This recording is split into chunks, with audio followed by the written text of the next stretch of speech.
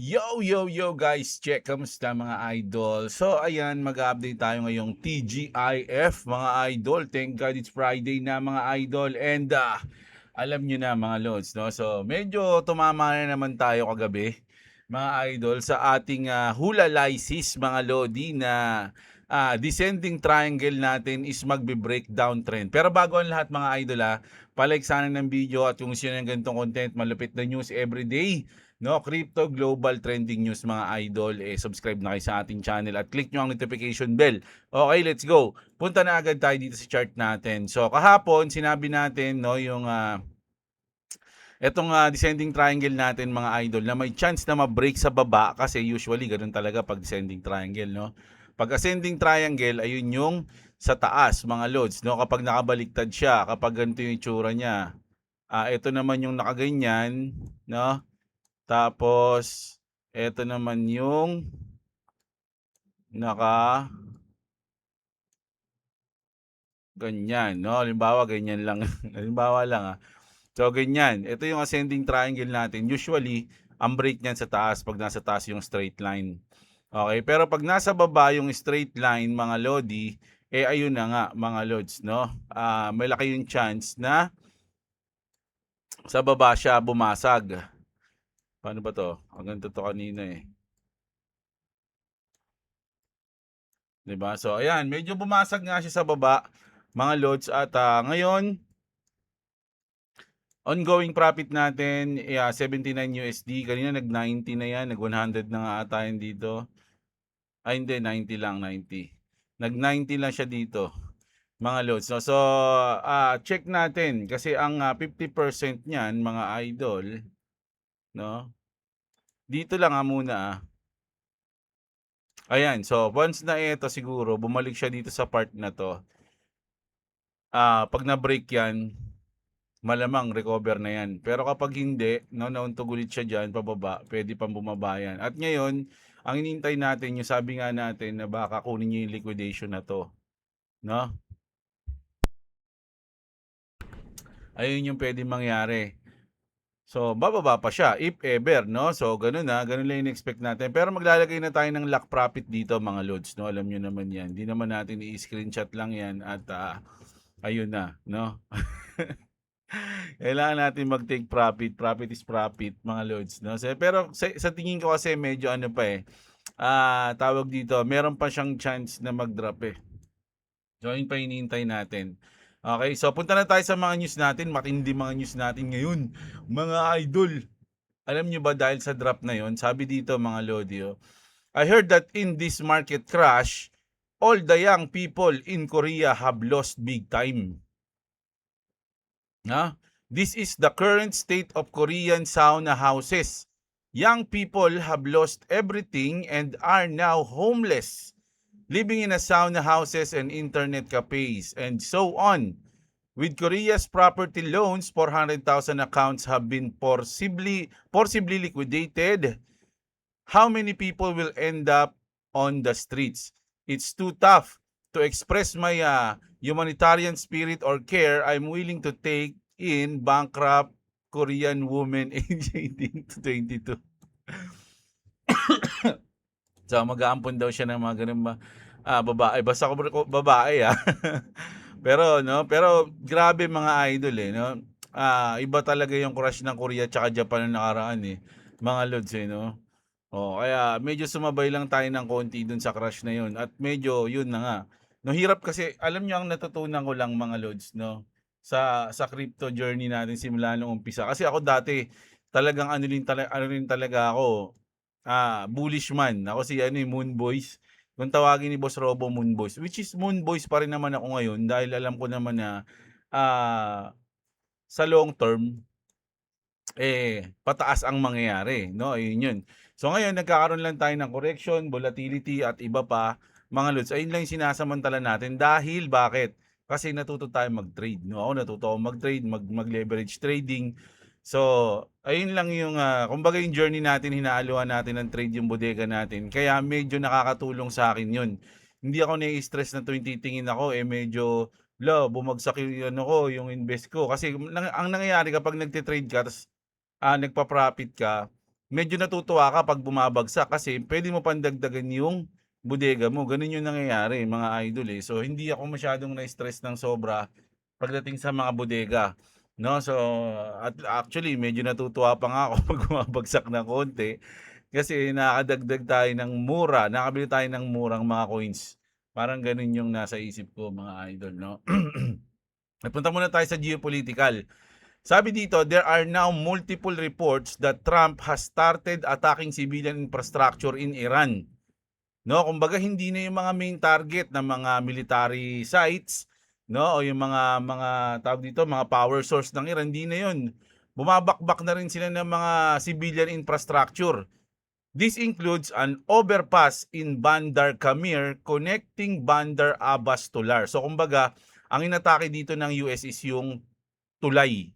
No, siguro nasa strategy nila 'yan na once na maputol yung daanin diyan, eh mahihirapan na yung Iran sa mga transportation or something, parang gano'n, no? The Garibi Bridge, a rail station west on Bandar Abbas, a telecommunications tower in Bandar Abbas, puro sa Bandar Abbas 'to. Note that Iran has threatened to attack energy infrastructure throughout the Middle East if Trump started to do this. Get ready for gasoline to shoot up again. Ayun ang pinakamasakit doon. Kasi sabi nga ng Iran, no, pag inatake nyo kami, atakihin namin yung mga energy infrastructure nyo. No? So, pag ginawa yun ng Iran, mga Lodi, ayun na nga yung sinasabi, antayin na natin na pumalo ulit ang presyo ng langis. Mga lods, alam niyo ba na nabasa ko kanina, medyo nanlumo ako, mga idol, eh. Yung, na meron akong napanood na video sa YouTube na ang balak ng Meralco ngayon ay higitan pa ang tubo nila nung nakaraang taon, mga idol. Kailangan malampasan nila yung kinita nila nung nakaraang taon. Gano'n ang plano ng Meralco. Sabi nun, sabi nung napanood ko, 'no. So, ano namang mangyayari, siyempre yung pagtaas ng, singil ng kuryente natin ngayon, umpisa pa lang 'to mga lods. Mukhang marami pang magiging reason ang Meralco para taasan ang kuryente at matupad ang wish nila na mas malaki yung kita nila ngayong taon kaysa sa nakaraang taon. Ayun yung ano nila, goal nila, eh. Kailangan every year mas mataas ang kinikita natin at siyempre sino mag-aano nun, sino ang shoulder nun mga idol? Siyempre yung mga tulad natin ng mga pangkaraniwang mamamayan na gumagamit ng kuryente, mga lods. Alam niyo, naiisip ko rin isa sa mga plano ko kung sakali na, mag-profit tayo dito, eh, bibili tayo ng solar 'no, yung mga gano'n. Actually wala pa ako talaga masyadong alam sa solar, eh, pero meron akong mga tropa na may solar na sila, eh. Kaya medyo hindi ko na muna iniisip kasi 'pag dumating na 'yon saka ko lang sila tatanungin. Ano bang balak natin diyan, mga gano'n 'no? Pero grabe, mga loads, nakakalugmok 'pag tinitignan ko yung mga friends ko sa Facebook, pati yung Meralco bill namin, 'di ba? Kumbaga parang isipin mo, "Tangina, ang laki na ng hindi naman ganito dati, 'Di ba, parang gano'n yung iisipin mo. Tapos ngayon ganito pa yung mangyayari, 'di ba? Tuloy-tuloy yung bakbakan sa Middle East, mga idol. Kaya iniisip ko, etong yung market natin medyo magsa-suffer din 'to, matatamaan din 'to, eh, mga lods, eh. Puwedeng bumagsak pa siya ng konti 'no, bago tayo maka-recover. Gano'n yung mga naiisip ko ngayon. So, ingat kayo mga lods 'no, medyo ano ba 'to, uncertain yung mga nangyayari sa chart ngayon, eh. Kaya, ako tumitingin lang talaga ako ngayon sa RSI. 'No, tinitignan lang natin kung ano yung mga puwede. Tsaka 'pag nagte-trade kayo ng leverage trading, huwag niyong kakalimutan ng inyong risk management. Lagi kayong maglagay ng stop loss at lock profit, 'no? 'Yun ang ating, maganda diyan. So 'yun, payo ko sa inyo mga idol. At eto naman mga lodi, siyempre si Caroline ang ating crush. Si Caroline Levitt, mga lodi, ang, spokesperson ni Daddy Trump, meron siyang sinabi dito. Sabi niya, Levitt on Trump's speech tonight, it will shock you. Ano kaya yun, mga lods? Ano yung ibig sabihin ni Caroline Baby Levitt dito, mga lods, no? Sabi niya rito, White House Press Secretary Caroline Levitt encourages all the tune into President Trump's speech tonight. She added that Trump's claim will be backed by facts and evidence and will push Congress to pass the Save America Act. No, ayun pa rin yung Save America Act, ayun pa rin yung pinupush nila eh. Atin yung pinupush natin yung Clarity Act eh. Pero ang focus kasi ni Trump talaga ay yung Save the Clarity Act. Sinabi rin naman ni Vincent yun, mga lods, no? Wait lang. Ano yung sinain mo?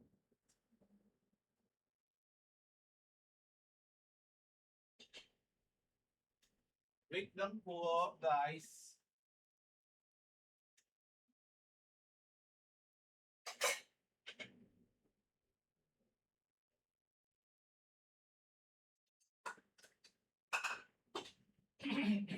Pagulog na yung aking sinaing eh.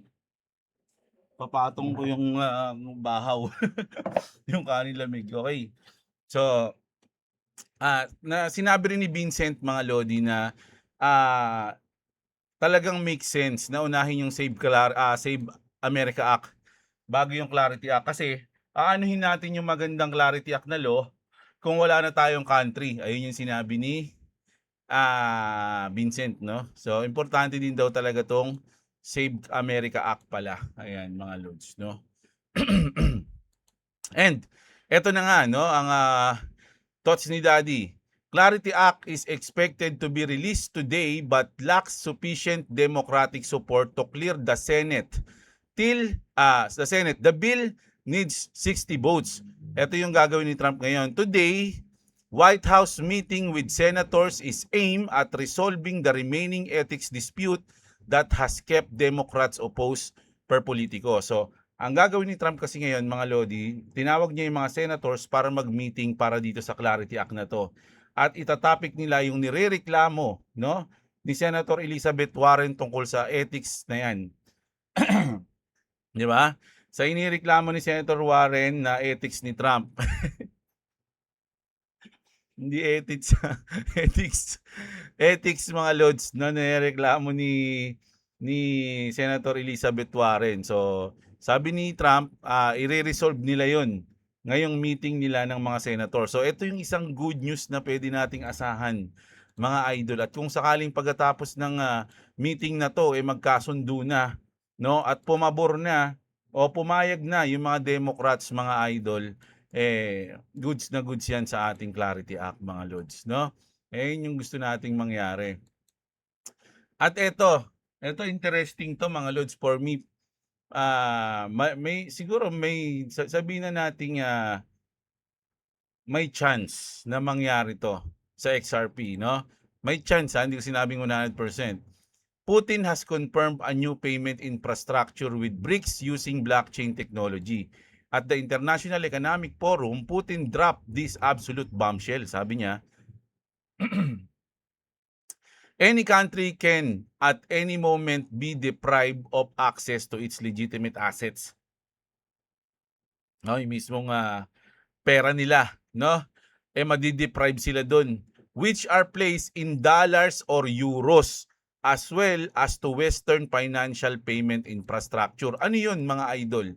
No, ayun yung dollar at ang SWIFT, no? Kasi sinasabi ni Trump, okay naman gamitin, kaya lang kasi kapag sinanction kami, wala kaming magagawa. Hindi namin ma-access yung asset namin. Ayun yung pangit, nawe-weaponize yung SWIFT, no? Para saktan ang aming country. Russia is now full speed ahead on BRICS blockchain adoption, while Putin, echoing the foreign minister, just admitted the quiet part out loud. We were never against the US trade or dollar. Ayun sinabi niya, mga lods, no? Hindi kami against dyan. But sanction and SWIFT system got weaponized like financial nuke against anyone they don't like. So, ang nangyari kasi, kapag ayaw ng US dito, pag may kumontra sa US, si-sanction namin kayo. Hindi nyo ma-access ang pera nyo sa SWIFT. Di ba? Parang nawe-weaponize nga yun. So, anong translation? Parang sinabi dito, anong ibig sabihin ni Putin sa sinabi niya na yan? They still want to trade with America, but only through a neutral, decentralized currency that no one can freeze, sanction, or control. No? Ayun yung sinabi. Interestingly, India is leading the BRICS Pay initiative, where they have confirmed pilots with Ripple for cross-border payment. So ito, hindi ko sinasabing, pero kasi matagal na 'yan mga lods, eh, na-news natin na ginagamit na ng mga ilang bansa sa BRICS o tinitesting na nila yung Ripple, mga idol XRP. Pero siyempre, hindi ko masabing 100% na sure na 'yon, 'no? Pero may chance kumpara sa ibang mga token, kumpara sa ibang mga coins dahil sa technology ng XRP Ledger, 'no? So puwede 'yun, mga idol. Hindi ko pinapalaki yung hopes niyo, pero may chance 'yan mga lods, 'no? Pero not 100% sabi ko nga, 'no? At eto matindi na 'to mga matindi 'to, mga idol. Naku, dito muna tayo. Sige, huli na natin yung medyo isang malupit na news natin. Dito muna tayo. Alam niyo ba, napanood niyo, eto lagi na nating nababanggit yung real steel 'pag nakakita tayo ng mga robot na naglalaban, 'no, controller, 'no? Ang lupit ng ikot na, nakita niyo 'yun? Bug, 'di ba? Spinning check-check barukit, mga idol, oh, 'di ba? So natuloy na, oh. The Robot Fighting League is getting serious, mga idol. Grabe, tinamaan siya sa ulo. Tingnan niyo yung ulo niya, oh. Mga idol, oh, nahihilo-hilo na siya, oh. Matatanggal yung ulo niyan, mga idol. Oh, ayan, oh. Pero grabe kasi, mga lods, ayun, tanggal na yung ulo niya. Mga lods. Eto, parang yung mga nagko-control, di mo rin maano kung magaling mag-control, eh. Asintahin mo naman, 'di ba? Pero ayan, oh, 'di ba? Ang ganda na ng mga ano ngayon, mga lodi. Oh, yun, oh, tumama yun, tumama yun. Pero sila nagda-dance-dance lang, eh, mga lods, eh. Kasi parang sabi niya, "Lamang na ako, boom!" Spinning back kick. Ang galing, 'no? Talagang meron silang program para tumayo. Ayan, oh, mabilis lang na tayo. Kaya lang nalaglag na yung ulo nung isa, eh, mga lods, eh. Oh, uy, ang ano, bagsak. May kasamang ano, passive damage. Oh, ito. Ah, hindi naman asintado yung nagkokontrol, eh. Ano ba naman 'yan? Ba't galaw ka ng galaw ng walang ano, walang silbi? Asintahin mo naman. Ayan, tiyempuhan mo. Yung isa putol na yung ulo, talagang ano pa rin siya, eh, 'no? Oh, 'yan liko, 'yan, go! Pang! Pang! So, sa ngayon medyo kengkoy pa yung laban, mga idol, ng mga si ano, si Ip Man, oh. Si Ip si Donnie Yen yun, 'di ba? Ngayon ko lang natapos 'tong video na 'to, hindi ko 'to kanina natatawa kasi ako kanina, eh.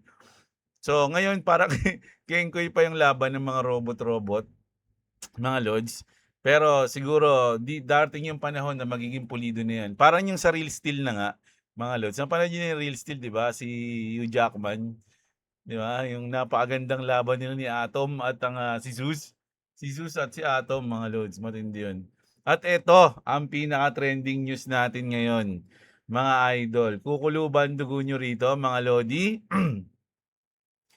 Mga idol, ito ginawa to ng China, no? China Daily. At maraming naging naghalimaw sa mga politiko natin dito sa ginawa ng China na to. Sabi dito yung post, "I just can't believe this. Chinese state-run media organ, China Daily posted this obnoxious, degrading, racial, and highly demeaning video showing Philippines as a tartared, screeching monkey screaming on a wobbly stage before being thrown into storm seas." Dito kasi, mga idol, parang pinortray ng China na mga unggoy ang mga Pinoy, 'no? Ayan, oh, sige, "Oy, kumanta ka." Ayan, oh.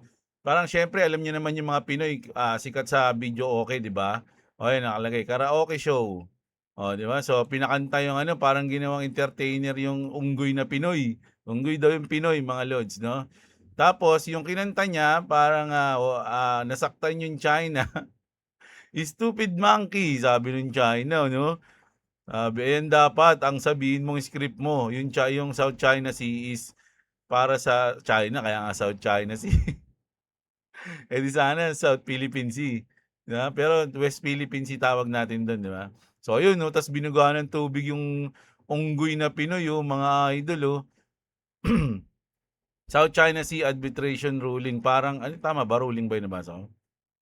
Ano natin, parang inano kasi dito na sila pa rin yung may karapatan dun sa karagatan na yan, mga idol.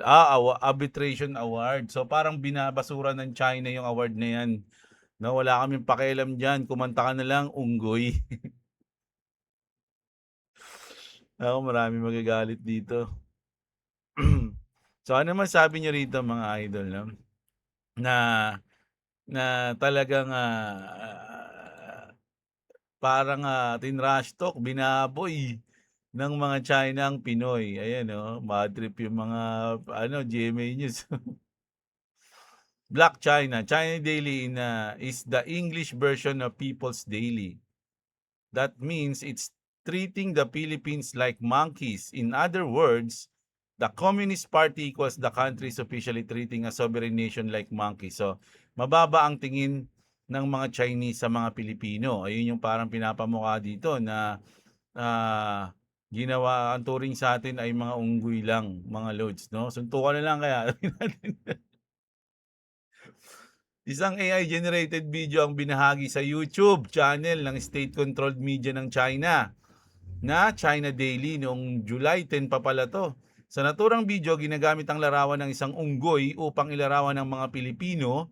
Makikita sa visual ng unggoy na nakasuot ng barong Tagalog habang binobomba ng water cannon. Anong masasabi ng mga matatapang at kamoteng mga Pilipino? Grabe to. Siyempre alam niyo yung mga Pinoy, sa akin lang 'no, ang mga Pinoy malakas mangasar pero 'pag inasar pikon. Ayan 'yan, mga lods 'no. So marami talagang maiinis dito ngayon, maraming magagalit 'no, pero siyempre kung hindi ako wala naman sa akin 'yun, eh. Ang sa'kin na 'yan, 'di asarin niyo rin, 'di ba? Gawa kayo ng gawa tayo ang maganda niyan, gawa tayo ngayon ng mga AI generated 'no, mga idol na may tungkol din sa China tapos gawin naman natin sila ano ba mga puwede sa China? Kasi pusa, pusa, pusa na lang 'no, tapos lagay natin siya siopaw. Tapos ang kanta yung Butchikik, Butchikik ayun ang pinaka-racist na song, Butchikik. Imagine, kinanta ni Oy Villamin yun nang walang ibig sabihin yun. Talagang ang inaano niya, parang salita ng China yun, ng Chinese yun, yung butchikik, ek, ek, ek, bobo chichang, o di ba? Racist din yun, no? Ganun yung gawin natin. Asaran na lang. So parang ang pwedeng nga ako pag noong ako yung presidente ng game on. No, game on na. Trash talkan gusto mo lumaki ako sa computer shop sa Dota. Ay, hari ka sa akin sa trash talk. Ano masabi niyo rito mga idol? No? So ayan ayan ang paunang news natin ngayong araw dahil meron pa tayong news mamaya. No, pinakita lang natin sa inyo na medyo mainit ngayon sa Middle East mga idol no at mukhang tuloy-tuloy pa rin ang pagtaas ng langis sa mga susunod na araw. Okay, at aabangan natin no ang sasabihin ni Trump na mag-aano raw tayo, it will shock you, sabi ni Baby Caroline. No, magugulat daw tayo sa sasabihin ni Trump. And then syempre yung Clarity Act natin na magmi-meeting mamaya yung mga senators kasama si Trump at pag-uusapan nila ang tungkol diyan at sana may pasa na yan mga idol no. So ayun, mga lods ang ating news ngayong umaga o tanghali na mga lodi, sorry. Tanghali na ng Friday no. So kita-kits tayo mamaya kung nakarating ka na rito. Sana i-like mo na yung video natin. At kung gusto mo ng mga updated news mga lods, di kayo magpapahuli sa lahat ng news, subscribe kayo sa ating channel. At yun, kita-kits tayo mga idol. Maraming salamat sa mga nanood. Magandang araw sa inyo mga kapatid. At what's up mga idol.